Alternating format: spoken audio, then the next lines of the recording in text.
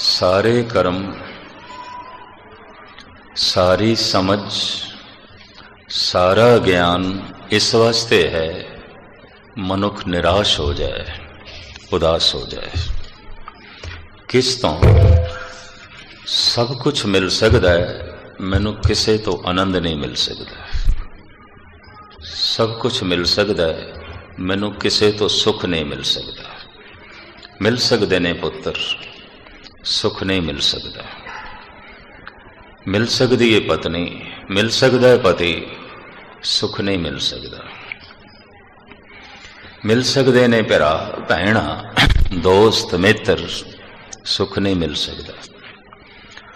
मिल सकता है सोना, रहन लई मकान, पहनण लई कपड़े, खाण लई भोजन, सुख नहीं मिल सकता। मिल सकती है मैनू प्रभता, पूजा, प्रतिष्ठा, सुख नहीं मिल सकता। इतनी समझ अगर किसी को आ गई, दूध करम फुन सुरत समायन। धार्मिक कर्म करे ते कर्म करदियां समझ आ जाए, सुरत। मैं एक दफा फिर दोहरा दिया, सुरत सुनना, सुरत समझना, सुरत जुड़ना। ये सुरत दे च सुन रहा है, इनू सुरत आ गई है, समझ आ गई है, यदि सुरत जुड़ गई है, ये लीन हो गया। कर रहे है धार्मिक कर्म, सुरत आ गई है, तो फिर की होवेगा? निराश ते होवेगा। जितना मूड ते अचेत मनुख होवेगा, निराश नहीं हो सकता, उदास नहीं हो सकता। और मैं फिर अर्ज करा, मनुख जी रहा है आशा दे। विद्वान दार्शनिक चिंतक हैरान ने, इतना दुख, इतना दुख, फिर भी जीवन दी लालसा, फिर भी जीवन दी इतनी प्रबल इच्छा, तो क्यों? कहते हैं आशा जलाई जा रही है। अज दुख है, कल नहीं होवेगा। अज पीड़ा है, कल नहीं होवेगी। तो ये जिहड़ी आशा है, अज ते जीण देंदी ही नहीं। ते अज दा जीवन दुख ही दुख है। अज सब कुल दुख है। रूहे जमीन ते एक मनुख भी नहीं लभ सकते। अगर वो एक मनुख होवेगा तो उसनूं असीं ब्रह्म ज्ञानी कह सकते हैं, संत कह सकते हैं, जुड़ी हुई आत्मा भगत कह सकते हैं। और उसकी पहचान नहीं होवेगी, नहीं होवेगी। जैसे मैं उस दिन अर्ज की थी, एक बच्चे नूं की पता जवानी की आउंदी है, और एक जवान नूं की पता बुढ़ेपा की आउंदा है, और एक बुढ़े नूं की पता मौत की आउंदी है। जवान बन के जवानी का पता चलता है, बुढ़े हो के बुढ़ेपे का पता चलता है, मर के ही मौत का पता चलता है। उंज नहीं, संत बन के ही संत का पता चलता है, उंज नहीं। इस वास्ते मैं कहना हुंदा, संत की खोज करने की लोड़ नहीं, संत बनन की लोड़ है। गुरबाणी सानू संत बनाती है, गुरमुख बनाती है, ब्रह्म ज्ञानी बनाती है। और जिस दिन बन जावांगे उस दिन समझ आ जाएगी संत किहनूं कहंदे ने। संत की पहचान वास्ते संत होना लाजमी है। ए वड ऊंचा होवे कोय, तिस ऊंचे को जाने सोए। इस तो पहले गल नहीं बनेगी। जितना अचेत मनुख होवेगा, उतनियां आशा, ख्वाहिशां, कामनावां दे जीवेगा। जितना सुचेत, सावधान, सियाणा मनुख होवेगा, छेती निराश हो जाएगा। बस ये पहचान है। कहते हैं मनुख उदास हो सकता है, निराश हो सकता है, मूल कारण तीन ने। वो भी मैं थोड़े सामने रखा। मूल कारण तीन ने। अगर इन्हां तिन्हां दे कोई एक अद घटना घट जाए, ये उदास हो सकता है, निराश हो सकता है। पहली घटना तो यह, बहुत गहरा सतसंगी होवे ते गहरा सरोता होवे, ताकि इसनूं उच्ची समझ मिले, महान समझ मिले। मैं इसनूं इस तरह बयान करता हूं, जिस दरख्त ने अपनियां शाखां नूं आसमान ते लै जाना है, उसनूं अपनियां जड़ां पाताल दे च लै जाना पैंदा। जो पाताल दे जाण नूं तैयार ने, ओदियां शाखां आसमान नूं नहीं छू सकदियां। उस मनुख की सुरत उच्ची नहीं हो सकती जिस मनुख का सुरत सुनना गहरा नहीं है। बड़ा गहरा सत्संगी होवे ते गहरे सत्संगी की पहचान बड़ी गहराई नाल सुनदा है। गुरु का शब्द बड़ी गहराई नाल सुनदा है। ये शब्द भावें पाठ के रूप में, ये शब्द भावें कीर्तन के रूप में, ये शब्द भावें व्याख्या के रूप में, बहुत गहराई नाल सुनदा है। किसी दिन ऐसा होगा शब्द तीर की तरह चोट कर जाएगा, हिरदे नूं छलनी कर देगा, उदास हो जाएगा, निराश हो जाएगा। ये पहली पहचान। दूसरा, अकल बड़ी महान होवे, पूर्वले संस्कारां करके इलम की साधना बड़ी होवे, पूर्वले संस्कारां करके निजी अनुभव बड़ा होवे, पूर्वले संस्कारां करके, तो जितनी इसकी समझ होवेगी, जितना इसको ज्ञान होवेगा, छेती निराश हो जाएगा। दुनिया के चोटी दे सियाणे महान विद्वान उदास हो गए, निराश हो गए। या इंज कह लो, समझदार मनुख की ये पहचान है। संसार तो छेती उदास हो जाएगा, निराश हो जाएगा। तीसरा, ओ मनुख भी उदास हो सकता है, निराश हो सकता है जिन्हों संसार तो चोट लग गई है। बड़ा धनवान सी, दिवालिया हो गया, बाल बाल करजाई हो गया। बड़ी इज्जत सी, सारे समाज दे पग लै गई है, सिर नीवा हो गया है। बड़ा रुतबा सी, बड़ा औहदा सी, अज कुछ भी नहीं है, कुछ भी नहीं है। प्राणा तो भी जो प्यारा सी, जान तो भी जो प्यारा सी, जिंदगी नालों भी जिसनों ज्यादा चाया सी, उसनों अपने ही मोंडियां ते चुक के घरों कढ़ना पिया होवे, उहदी लाश, उहदी अर्थी, अपने हथी किधरे उन्हों अग लानी पई होवे, हिरदा चोट खा जाता है, निराश हो जाता है, उदास हो जाता है। जगत कुछ भी नहीं, कुछ भी नहीं, कुछ भी नहीं। हुण मैं अर्ज करा, अगर कोई उदास नहीं, निराश नहीं, ये गहरा सत्संगी नहीं है, आंधा होवेगा रोज।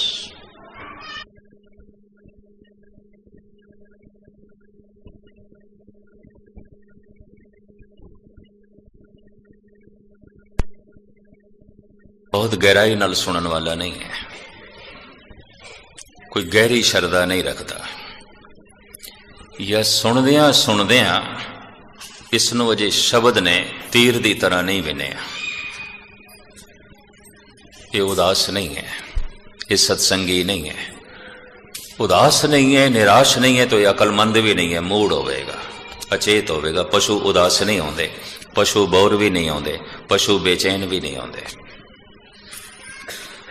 बेचैन सिर्फ मनुख होंदा है, और बेचैनी इस गल का सबूत है, जो कुछ है ये मेरे सुख का कारण नहीं, इस तो मैनू सुख नहीं मिल रहा। पुत्र भी हैं, मित्र भी हैं, पत्नी भी है, पति भी है, धन भी है, संपदा भी है, स्वप्न भी है, रहन नो मकान भी है, चंगा धंधा भी है, पर करा कि मैं बेचैन भी हाँ, मैं दुखी भी हाँ, मैं परेशान भी हाँ। ये हकीकत है। पर इस सब कुछ नो समझण वास्ते सियाणप होवे, उदास हो जाएगा, निराश हो जाएगा, अपनी अकल तो को चोट खा के निराश हो जाएगा।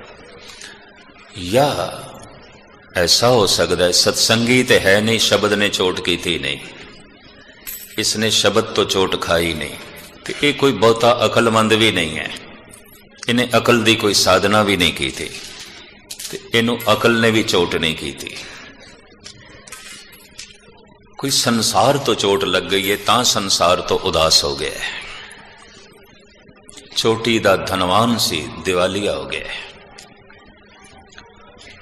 मैं श्रीनगर कश्मीर दे एक महान मनुख नूं, बड़ी प्रतिष्ठा सी उसदी, बड़ी गल सी, लॉस एंजलिस दे गुरुद्वारे च देखिया, बड़ी निमाणी निताणी हालत दे मैं कहा गुरमुखो तुसी हो, किधरे मैं भुलदा तो नहीं पिया। बस उसकी अखां च दो हंजो ही आ गए। मैं कहा ठीक है, मैं फिर पहचानन दे गलती नहीं की थी। मेरे को एक शेर निकल गया बात दे संगत दे, मिटे जिंदगी के निशान कैसे कैसे, इस जमीन खा गई आसमां कैसे कैसे। इस जमीन ने पता नहीं कितने आसमाना की कब्र बना दी है। इस जमीन पता नहीं कितने आसमाना नू निगल गई। इस जमीन पता नहीं कितने आसमाना नू खा गई ते आसमाना का नामो निशान मिटा गई। बड़ी गल सी, नाम आसमाना तक पहुंचे होया सी, अज जमीन दे थल्ले चला गया। मिटे जिंदगी के निशान कैसे कैसे, जमीन खा गई आसमां कैसे कैसे।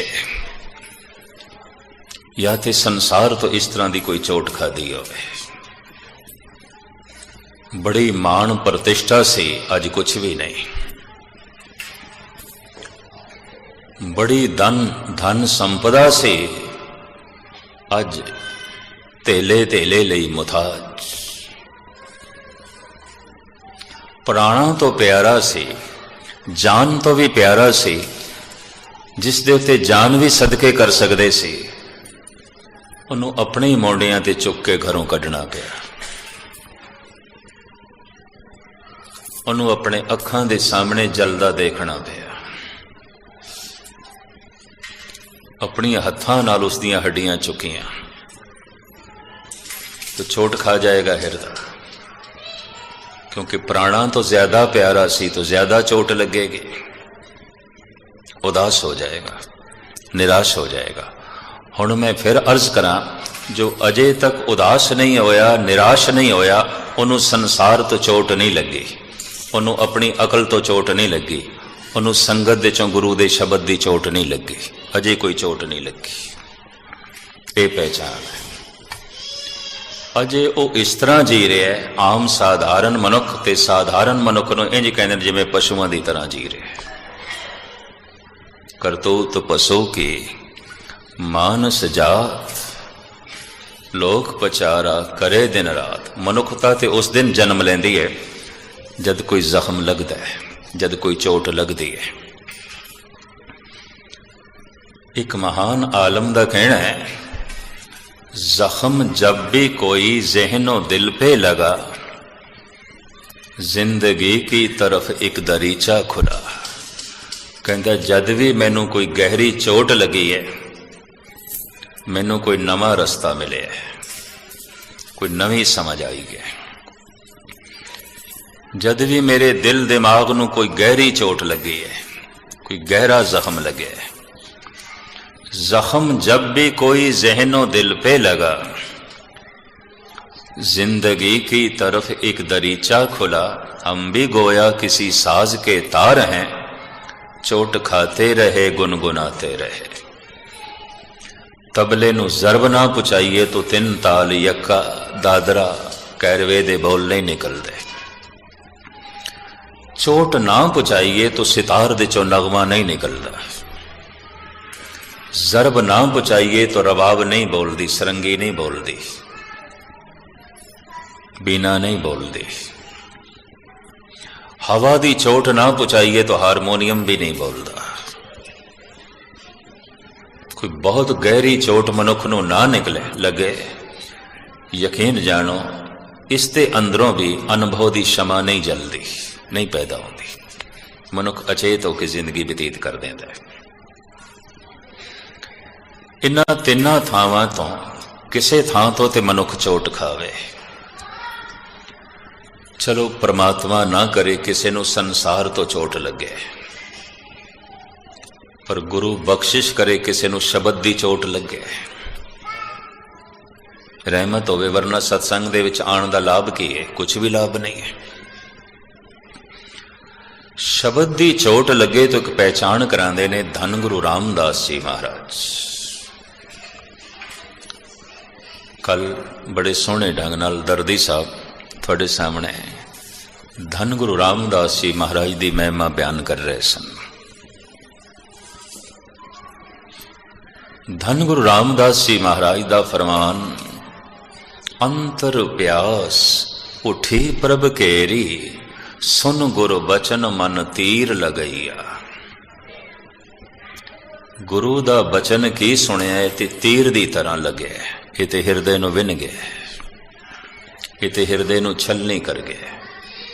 बहुत गहराई नाल सुनिया होवेगा। बैठे ने लोकी सत्संग दे गुस्ताखी माफ, तीर ते कदी कदाई और किसे एक नूं लगदा है, बाकियां दे सिर दे उपरों ही तीर लंघ जांदे ने रोज। गुरु दा शब्द तीर है, इस सिर दे उपरों लंघ जांदे ने। मनुख अपना सिर नीवा कर लैंदा, लगे ही ना, अपने आप नूं एक पासे कर देंदा है, लगे ही ना, सुनिया अनसुना कर देंदा है। अंतर प्यास उठी प्रभ केरी, सुन गुरु बचन मन तीर लगैया। मन की बिरथा मन ही जाने, अवर के जाने को पीर परैया। तीर लगे तो पीड़ ते होवेगी। इसनों मैं इस तरह बयान करदा हुंदा, पर सूत दी पीड़ा तो लंघे बिना कोई स्त्री मां नहीं हो सकती। रब्बी नियम।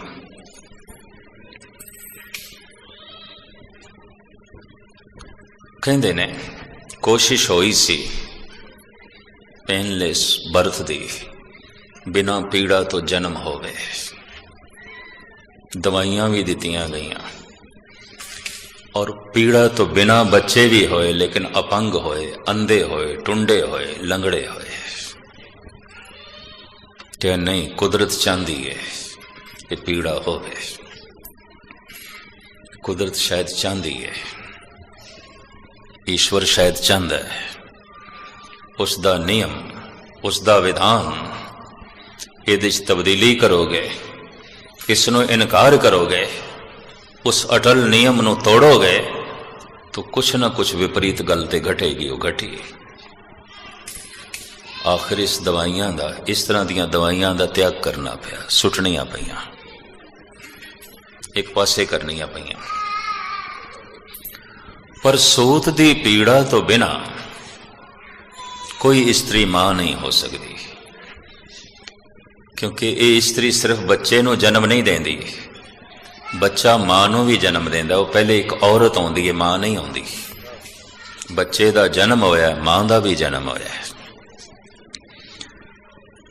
जे बच्चा रोंदा होया जगत दे च आया है, तो कम से कम इसनूं जन्म देन लग्या वे कुछ मां नूं भी पीड़ा होवे, ओदियां भी अखां रोन, रोदन उसदे अंदर भी होवे, ताकि तालमेल ते बैठे, दोहां दा तालमेल ते बैठे। तू ही पीड़ा दे च नहीं, मैं भी पीड़ा दे च। पर सूत दी पीड़ा तो लंघे बिना कोई स्त्री अपनी गोद हरी नहीं कर सकती, अपनी कुख तो बच्चे नूं जन्म नहीं दे सकती। अपने ही मन चो जन्म देना है परमात्मा नूं। मन तू जोत स्वरूप है। तो मानसिक पीड़ा तो लंघे बिना कोई संत नहीं हो सकता, कोई भगवंत नहीं हो सकता, कोई गुरमुख नहीं हो सकता, कोई भगत नहीं हो सकता। भगत बड़ी गहरी पीड़ा चो लंघे ने, ये भी मैं अर्ज करते हैं, बहुत गहरी पीड़ा चो लंघे ने, और इस पीड़ा दा भगतां ने जिक्र किया है, ये भी मैं अर्ज करते हैं। शब्द दा तीर लगे ते पीड़ ना होवे, मानसिक पीड़ा ना होवे, हिरदा विनिया गया। कहते ने शरीर नूं तीर लगे ते तड़पदा होया शरीर करदा है हाय पानी, हाय पानी, हाय पानी। खून बहुत निकल जाता है, कंठ खुश्क हो जाता है, पानी लई तड़पदा है, हाय पानी, हाय पानी, हाय पानी। एक तड़पदा होया मनुख पानी मंगदा है। शब्द दा तीर लग गया हिरदे नूं ते हिरदा विनिया गया, बस गहराई चो निकलेगा वाहेगुरु, वाहेगुरु, वाहेगुरु। प्यास नाल तड़पदा होया मनुख पानी पानी आखे ये गल कुछ होर है, प्यास ही नहीं लगी, ते पानी पानी आखे ये गल कुछ होर है। हिरदा तड़प उठे, हिरदा छलनी हो गया, गुरु दा तीर बाण दी तरह लगे, ये जो वाहिगुरु वाहिगुरु कह रहे हैं गल कुछ होर है। ये ओ वाहिगुरु वाहिगुरु नहीं जो आम जगत करता है। इसका एक दफा भी जड़ा वाहिगुरु आख्या होया ते आसमानों नूं हिलाण वाला है, ये भी महर्स करते हैं। ये वाहिगुरु निकल रहा है बहुत गहरी पीड़ तो, इतनी गहरी पीड़ा पातशाह दी बाणी कहंदी लागी होए सो जाने पीर, राम भगत अणियाले तीर। ये लगे होवे तीर ते पीड़ जाने। खुशकिस्मत ने दुनिया दे चो पुरुष जिन्हां नूं कदी इस तरह की कोई पीड़ नसीब हो जाती है। अमीर खुसरो का एक वाक मैनू चेते आ रहा है। हजरत निजामुद्दीन दा चेला दिल्ली दे इसदा मकबरा है। ये उर्दू शायरी का जन्मदाता है ते कवाली संगीत का जन्मदाता है। इस तो पहले कवाली संगीत नहीं सी। ये जो कवाली संगीत है इसनों जन्म दिता है अमीर खुसरो ने। ये जो उर्दू शायरी है इसनों जन्म दिता है अमीर खुसरो ने। हिंदुस्तानी से दिल्ली का रहने वाला। इसनों जद पहली दफा तीर लगे रब्बी याद दा रब्बी कलाम दा और हिरदा तड़पे, उस तड़पे हिरदे चो एक दुआ निकली है अरदास,